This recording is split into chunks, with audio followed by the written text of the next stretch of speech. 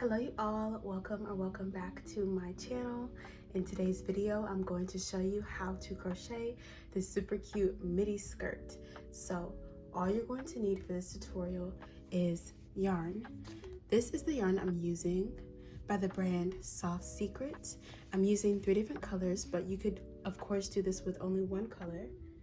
And I'm using 2 of each of these colors, but I'm not sure if I'll be using all of that yarn. I'm also going to be using a 5mm hook, a pair of scissors, and a tape measure. You will also need 2 stitch markers. So I was already mid-project, and then I decided to record and show you guys my process so that you can make this skirt as well. So I'm going to show you how I started, and then I'm going to continue from where I left off. First things first, you're going to want to make the waistband. To begin the waistband, you're going to want to start by making a chain of 8.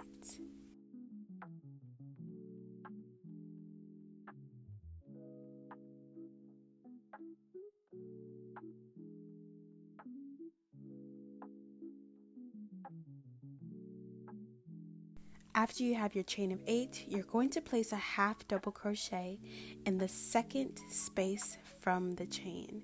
You're then going to half double crochet down the length of the chain, and now you should have 7 half double crochets. At the end of the row, you're going to chain 1, turn your work, and place 1 half double crochet in every space all the way down the row. Again, you should have 7 half double crochets in total.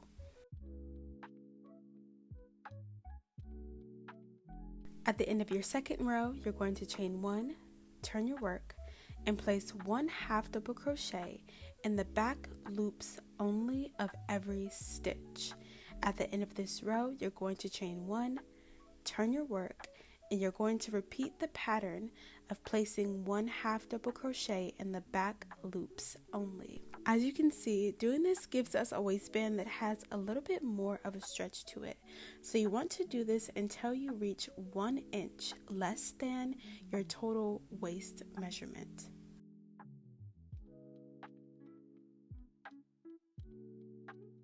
To reach the end of your waistband, I'm gonna find my last stitch here. What you're going to do is take the beginning end and put the 2 together. This is the end that I'm working on right now, and I'm putting it on top of my starting end. And I'm going to make some sort of slip knot or single crochet right here, chain 1, and turn my work. Now what you can do, I'm going to switch to a smaller hook. You can keep the same hook the entire time, but this just makes it easier for me to get into the small stitches. This is a 4.5mm hook, by the way. I'm going to go into the V's on both sides and just make a slip stitch. And I'm going to do that all the way down to close the seam of the waistband. So once you get to the end, you can chain 1 and cut your work.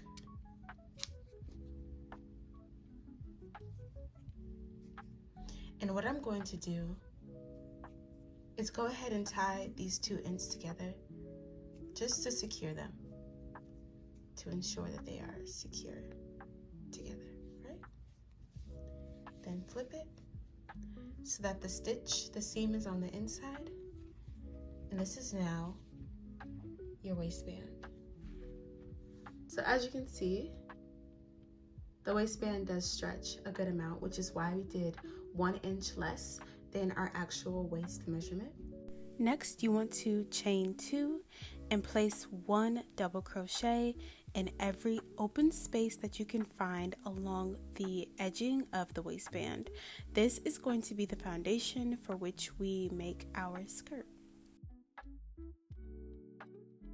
Once you have your first row done, we're going to move on to what we're going to call row 1 of our project.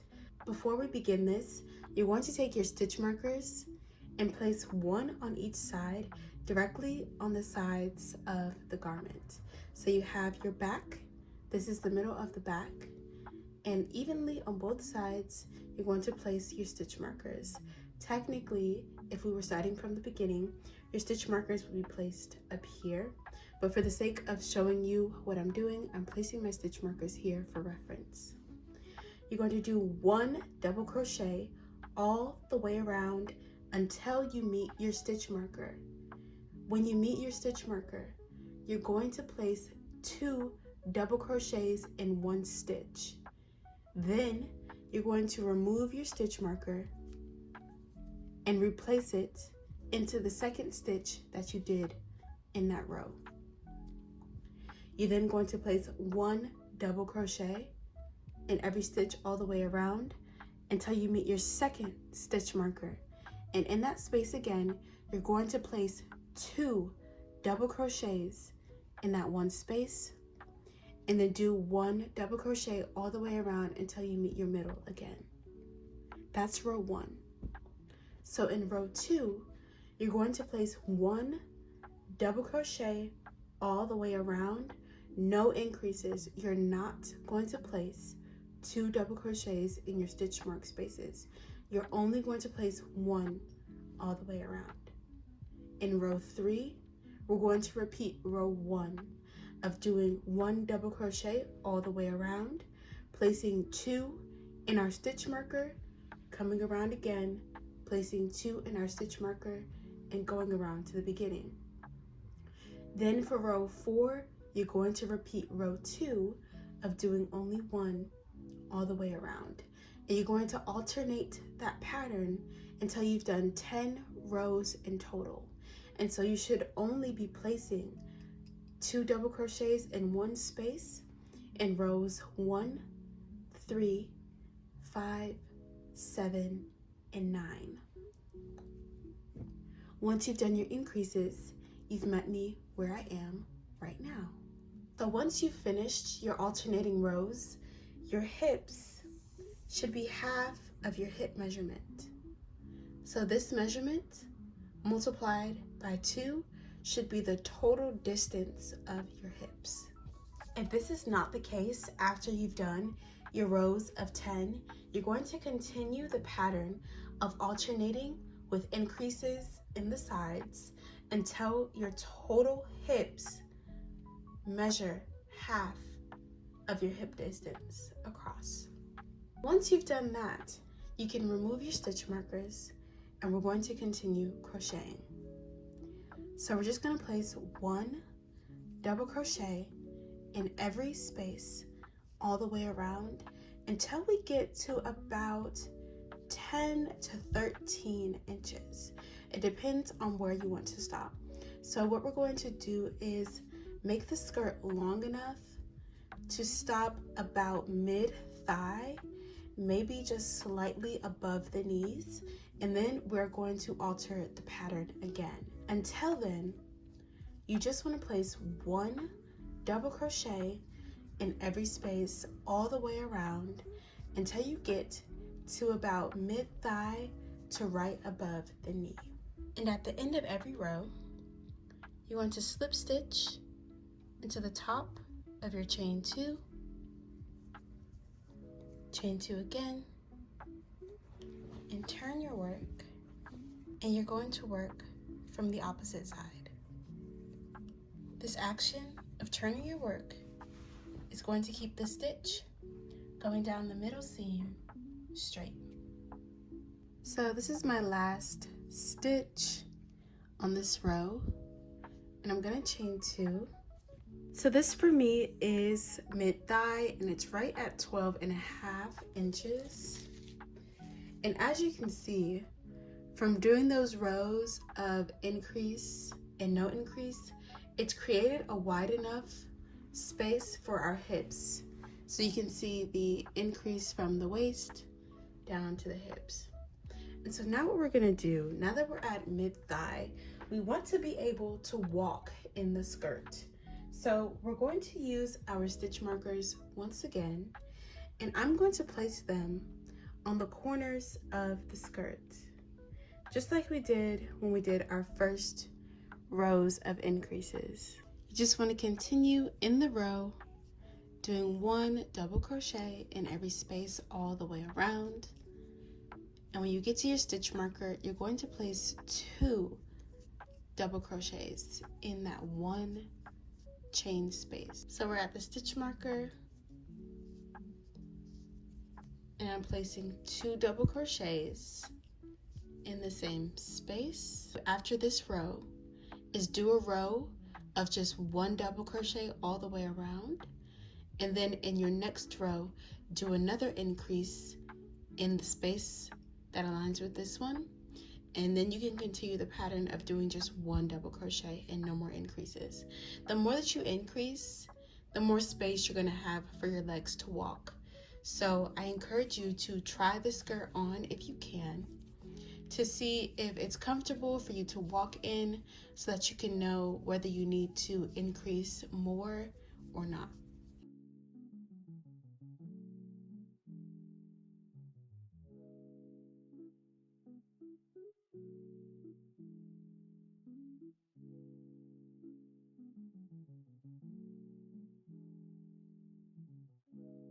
So once you're done with the last stitch, you just want to go ahead and slip stitch again into the top of your chain 2, chain 2 again, turn your work, and now we're just going to continue the project by placing 1 double crochet in every space all the way around. And you're going to do this until you get to right about the length that you want. And as you can see, that extra increasing gave us a little bit more room down here, so that when you walk, you can move your legs comfortably and you can walk comfortably. So I'm going to give my bottom row a slight ruffle just to add some detail. So what I'm going to do is, going into these front loops only, is I'm going to place 2 double crochets in every front loop. This is going to give me a ruffle that is going to kind of stand out a little bit from the bottom of the skirt. It's going to add a little bit of detail, and that is exactly what I want. So I'm going to go all the way around, placing 2 double crochets in every front loop. So now that I'm done with my ruffles, I'm going to do one last row. I'm going to go ahead and do a single crochet row in this off-white color. This part is optional, of course. And I'm going to do a pattern of 2, 1, 1, 2, 1, 1. And I'm going to do this all the way around, and I'll meet you guys back when it's time to do the last and final step.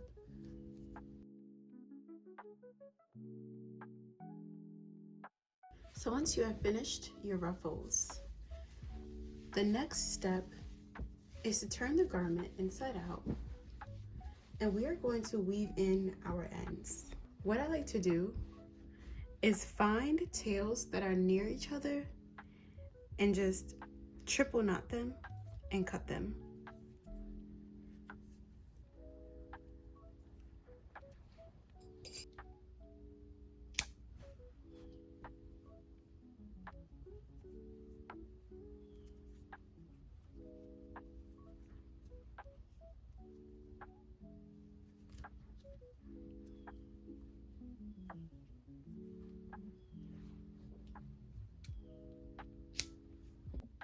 I also did a single crochet row in that off-white color at the top. So what I like to do when I have multiple tails at the top is crochet my tail down, so that as I tie it, you won't be able to see the knot poking through the top of the garment. And I do the same thing for the tails at the bottom of my garment, just so that when I cut the ends, you can't see them poking through out the bottom. So once all of your ends are tied and cut, we're going to flip the garment back to the right side, and we're going to do our last and final step, which is making a drawstring for the waistband. So what you want to do for this is take the yarn that's the same color as your waistband, and we're going to make a chain of about 140. It depends. You want this chain to be long enough when doubled over to be the length of your waistband plus a little bit more, because you want it to hang off so that you can tie your drawstring on the inside of your waistband. So I have my chain, and I actually ended up doing 185 instead of 140. So as you can see, once doubled over in length, the chain is enough for my waistband, plus I have this much left that's going to be able to be used to tie a bow on the inside of the waistband. So I'm going to show you how we do that. So once I'm done, I'm going to go ahead and cut my yarn, pull my ends tight,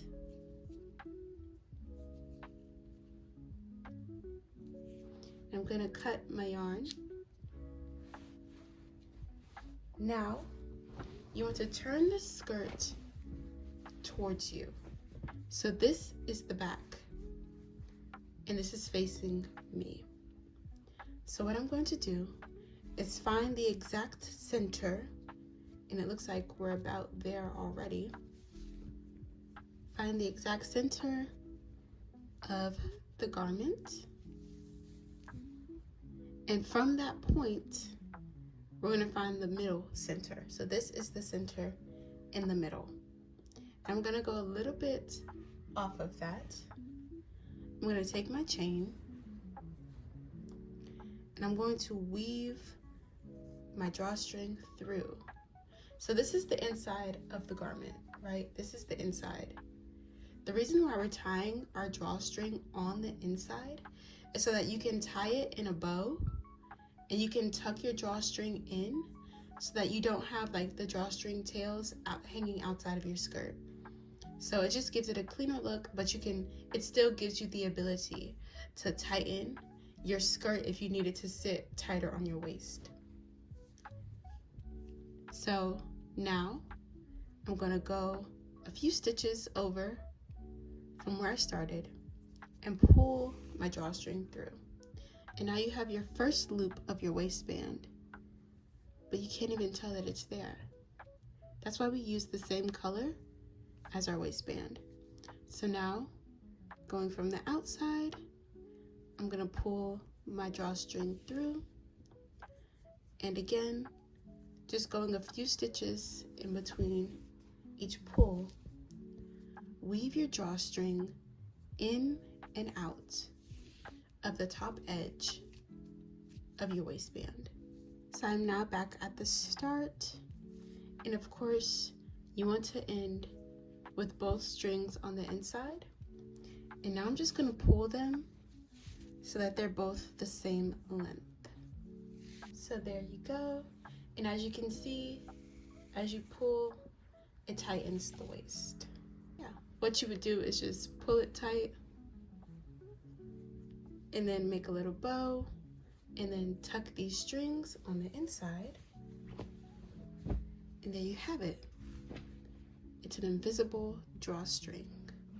So that is it for today's video. I truly hope you guys enjoyed this tutorial. If you recreate this skirt, tag me in your pictures and videos at Sean Cameron on all platforms. Also, leave your video recommendations down below, and I will see you guys in the next one.